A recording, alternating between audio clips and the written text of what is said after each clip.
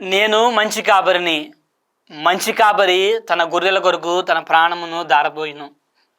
క్రీస్తునాథుని యందు ప్రియ స్నేహితులారా, ఈనాటి సువార్త పట్టణంలో క్రీస్తు ప్రభువు తాను మంచి కాపరిని అని తెలియజేస్తూ ఉన్నారు. అయితే మంచి కాపరి యొక్క గుణగణాలను మనం తెలుసుకోవడానికి, దాని గురించి ధ్యానం చేయడానికి ప్రయత్నం చేద్దాం. మొదటిగా, గొర్రెల కాపరి తన గొర్రెల కొరకు తన ప్రాణమును ధారపోస్తాడు. గొర్రెల కాపరి గొర్రెలను అడవి ప్రాంతానికి లేదా ఎత్తైన ప్రాంతానికి మేపటానికి తీసుకువెళ్ళినప్పుడు తోడేల వల్ల కానీ దొంగల వలన కానీ వారికి ఆపద పొంచి ఉండవచ్చు. అయితే అటువంటి సమయాలలో ప్రభు చెప్తూ ఉన్నారు, నేను నా ప్రాణములను పణంగా పెట్టి నా గొర్రెలను కాపాడుకుంటాను అని.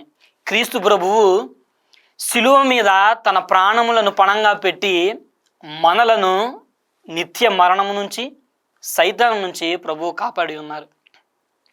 అదేవిధంగా రెండవదిగా, గొర్రెల కాపరికి తన గొర్రెలకు తన కాపరి తెలిసి ఉంటాయి.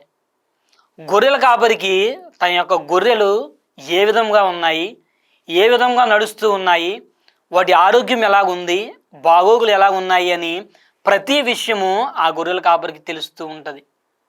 అదేవిధంగా మన గురించి కూడా ప్రభువుకు నిత్యము తెలుసు. మన దైనందిన జీవితాల్లో జరిగే ప్రతి కష్టాలు, బాధలు, సమస్యలు, ఆర్థిక ఇబ్బందులు, మనశ్శాంతి లేని జీవితాలు, ఇలా మనం అనుభవిస్తున్న ప్రతి బాధ ప్రభువుకు తెలుసు.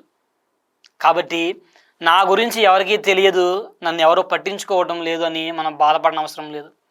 ప్రభువుకు మన గురించి అంతా తెలుసు.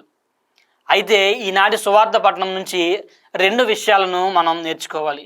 మొదటిగా, ప్రభు యొక్క గొర్రెలుగా మనల్ని మనం ఆ ప్రభువునకు సమర్పించుకోవాలి.